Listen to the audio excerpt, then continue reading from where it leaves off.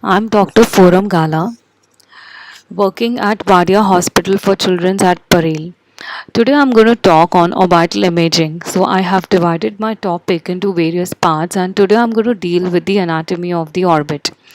So coming to the bony orbital anatomy, the orbit starts as a four-sided pyramid and becomes three-sided posteriorly to end in an apex.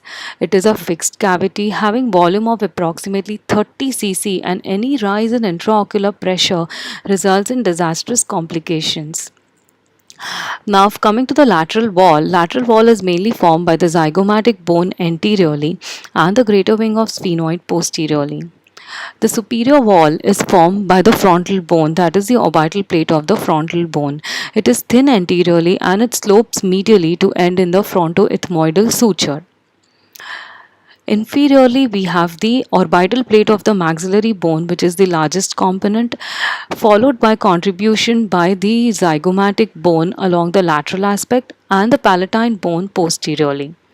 The inferior orbital canal traverses and weakens the inferior wall, and hence the fracture and the blowout fractures can occur here. Now, coming to the medial wall is formed by the frontal process of maxillary bone, the lacrimal bone, ethmoid bone, which is the thinnest bone called the lamina papyracea, and posteriorly we have the lesser wing of sphenoid bone. There are two important notches or canals which are traversing the medial wall, that is, the anterior and the posterior ethmoidal canals, where the anterior and posterior ethmoidal nerves and the vessels traverse.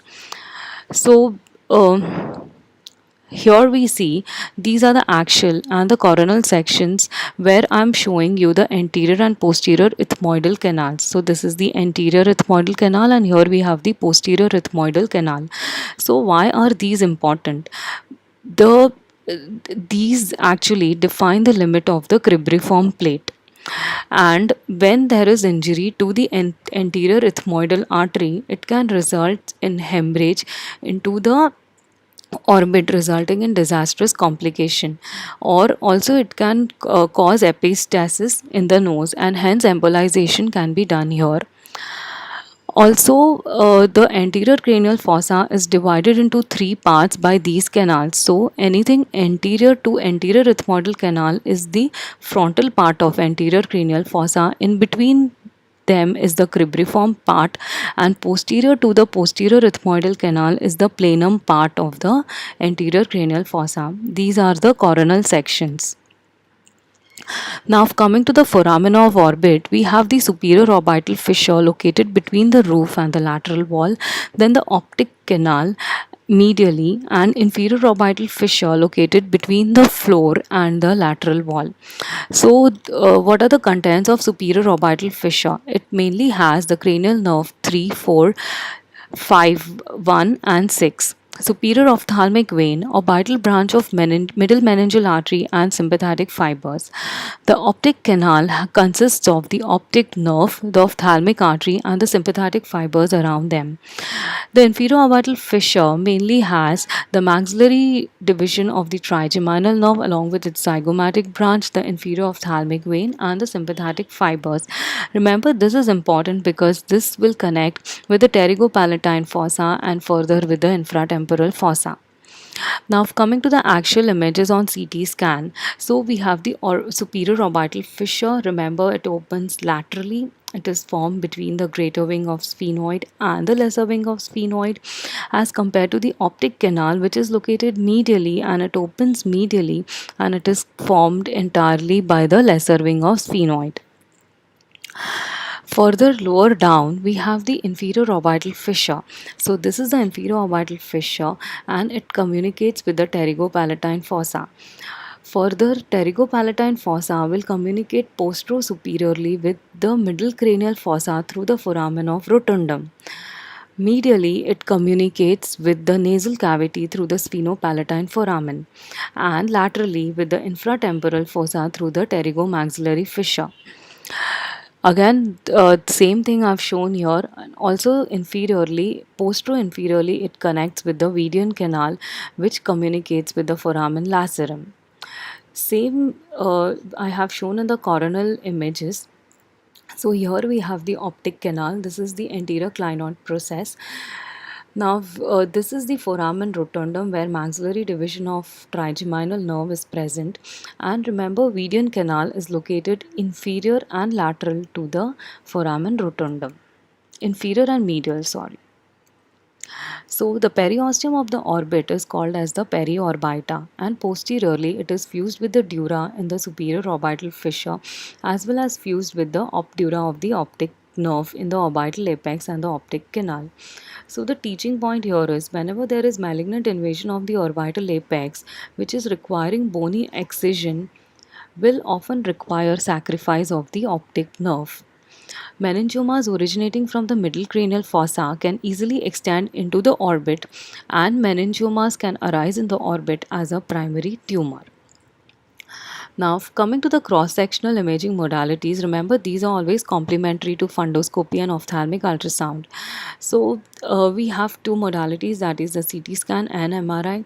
Now, advantages for CT scan is that it is faster, it has good intrinsic contrast, excellent for soft tissue, for foreign body trauma and bony pathologies. Also, calcification is better seen. However, MRI has excellent soft tissue contrast resolution. It shows better blood products melanoma. There is better delineation of extrascleral extension as well as optic nerve invasion in cases of intraocular tumors. Associated intracranial pathologies can be well seen on MR. However, disadvantage is that it takes longer time, patients may be claustrophobic, and in children it may need sedation. Now, coming to our MRI protocol, we take axial flare and diffusion weighted images in all the patients of the brain to rule out any intracranial pathologies. Next comes the coronal stir and coronal T1 weighted thin sections, which are 3 mm. Then we do axial T2 fat sat and T1 weighted images, again thin sections for the orbit which are 3 mm. Remember, T2 fat sat sequences you have to take has there is lot of fat in the orbit. Oblique sagittal T2 weighted images are taken parallel to the optic nerve to delineate the optic nerve pathologies better. Similarly, similar to the pre-contrast, we take axial and coronal post-contrast T1 fat-sat images for the orbit and the sagittal whole brain images for the brain. Now, coming to the compartmental anatomy of the orbit, I have divided the compartments into four type. So four sections, that is, first is the globe. The globe is consisting of the anterior and the posterior chambers. We have the lens, the vitreous and the vitreous cavity posteriorly. Then comes the optic nerve and the optic nerve sheath complex. The optic nerve is further divided into four segments. This is the intraocular segment. Then we have the intraorbital segment, which is the longest segment. The intracanalicular segment located in the bony orbital canal, and lastly the intracranial or the prechiasmatic segment. The third component is the conal and the intraconal compartment. Now, conal, as everyone knows, we have 7 extraocular muscles, that is 4 recti, 2 obliques, and 1 levator palpebrae superioris. And the intraconal compartment consists of fat vessels and nerves to these muscles. Finally, we have the extraconal compartment, which is located between the muscle cone and the bone, and it consists mainly of the fat, except at the superolateral aspect we have the lacrimal gland. Now, this image I have taken from the recent AJNR article. So this is a high resolution microscopic coil MRI T1 weighted images. So here what do we see? This is the globe. The globe is consisting of the aqueous humor, the yellow arrow. This is the lens. This we have the vitreous humor. Here we have the intraconal compartment. This is the cone layer, the muscle cone, and outside we have the extraconal compartment. Now, for the white dots which you see are the meibomian glands which are located on the tarsal plate. So just deep to that is the fibrous septum. The black line is demarcate. The black line shows the fibrous septum. Now, why is fibrous septum important? Basically, the fibrous septum, what is it exactly? It's a membranous sheet which is acting as an anterior boundary to the orbit. It originates from the superior orbital rim periosteum. So, from here, then it blends with the tendon of levator palpebrae superioris to insert into the tarsal plate. And remember, it divides into preseptal and postseptal spaces.